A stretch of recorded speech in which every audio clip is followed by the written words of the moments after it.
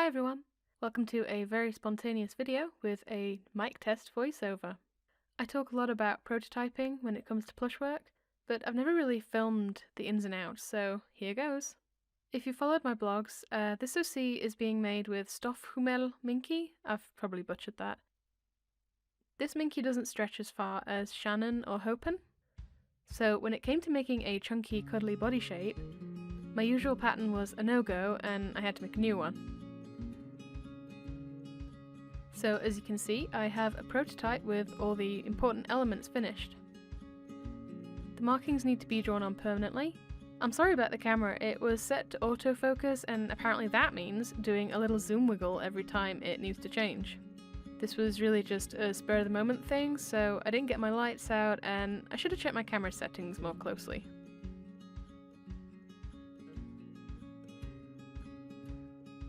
To get my new pattern, I am simply going to unstuff this one, turn the pieces back inside out, and cut along the seam lines. I cut directly over them, not next to them or near them, but as close to straight through the seam as possible. Which is why you can kind of see me adjusting the seam, flattening it out, and then only snipping a little bit at a time. This is the most accurate way I found to get a new pattern. When testing a new pattern, I'll often go back into shapes and change the seam lines to get the shape I want. So if, for example, a head is too wide, I can go in and make some new seams to slim it out or soften the curves.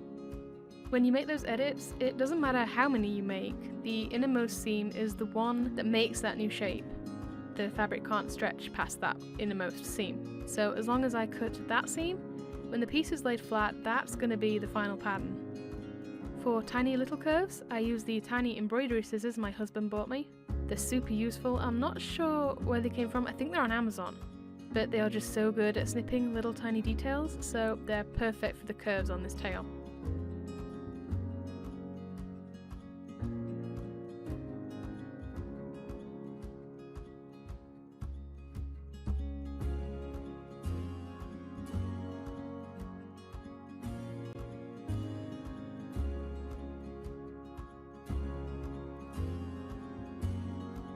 The eyes were just pinned on here. This is a new head pattern and I didn't want to draw them on while I was still making adjustments to the nose and the muzzle, but I did draw around the paper though, and I'm going to keep that eye for later. This character's got a lot of facial markings that will help me line up these pieces later where they overlap, but I've added in some little black markers where seams line up for future uses of this pattern.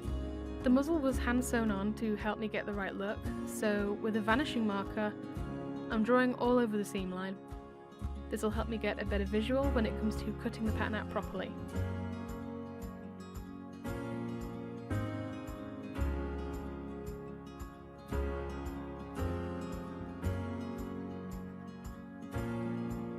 There was a lot of excess material when I was experimenting with this muzzle length, so those vanishing markings come in useful for getting an accurate shape and getting rid of the unwanted excess.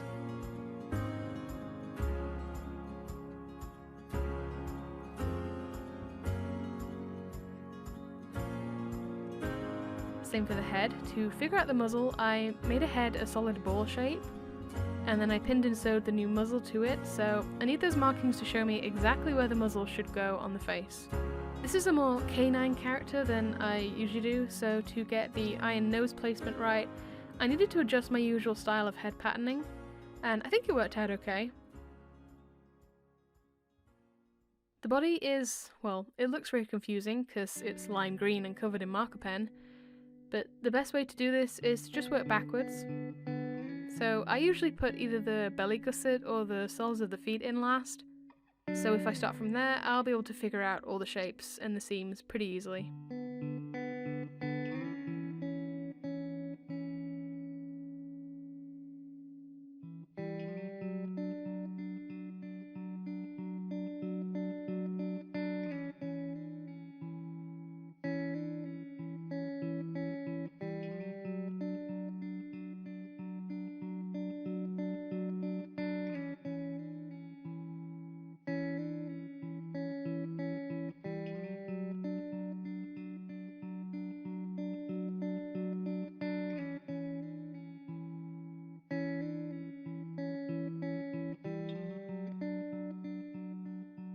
belly is very finicky, so I'm using the little embroidery scissors to get at all those armpit curves.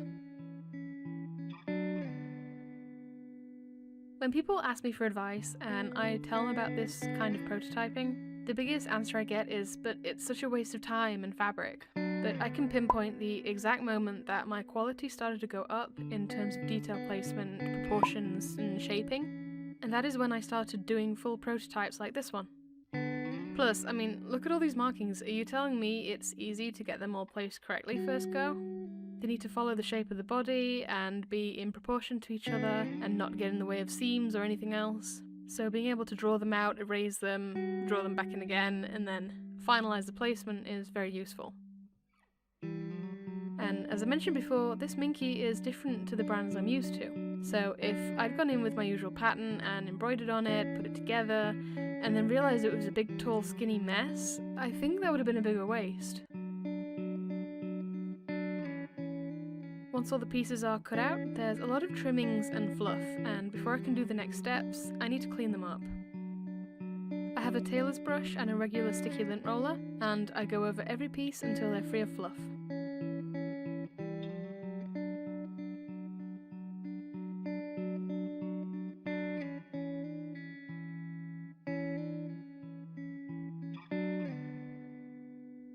Next, because Minky likes to curl in on itself and roll around, I'm going to press them flat.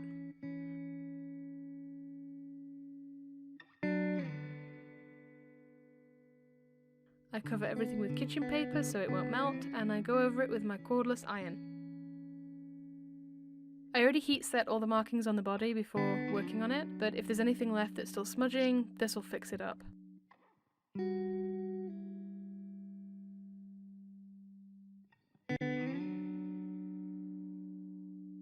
While I'm doing the face piece, I take that paper eye and fix it back to the face. I'll keep the kitchen paper back to use later for attaching the patterns.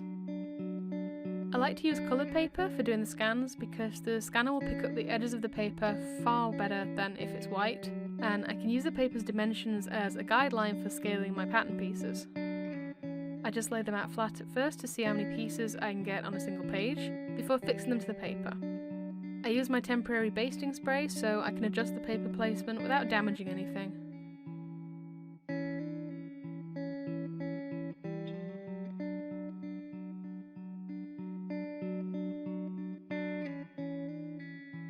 And while they're going on, I can make any last annotations about which part of what pattern piece is which.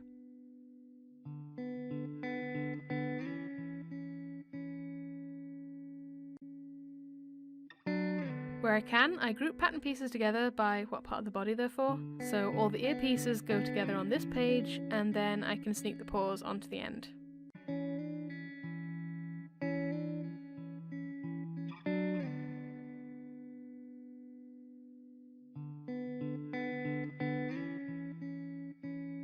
The gusset has to go on diagonally for scanning, which is okay, but if I ever want to distribute this pattern, this piece might need some rearrangement to be compatible with as many user printers as possible.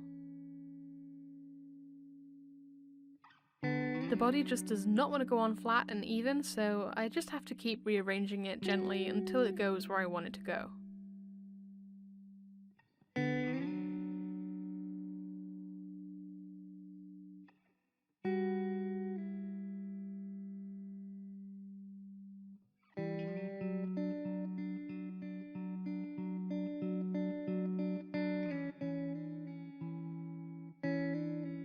Clean my work surface a lot. There's just so much fluff and debris and glue, and I think it's important to clean it off before it sticks.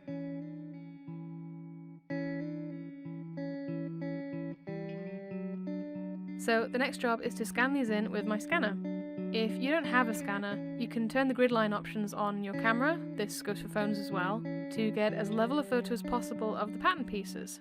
You just have to line your grid lines up with the edges of the paper. Then once they're on my computer, I'll use an art program to trace the pieces, the markings and decorations, and then I can get to digitizing and printing the new pattern out. All this work is worth it when you consider the final pieces all stitched out perfectly. They were put together pretty easily, there were no big errors. Prototyping at the beginning stages makes the final piece flow a lot better, because you've ironed out flaws, you've eyeballed for changes that you need to make, and you've already gone through the construction process at least once, and then backwards when you cut it up. So it's just easier when you go through it the final time because you know what you're doing.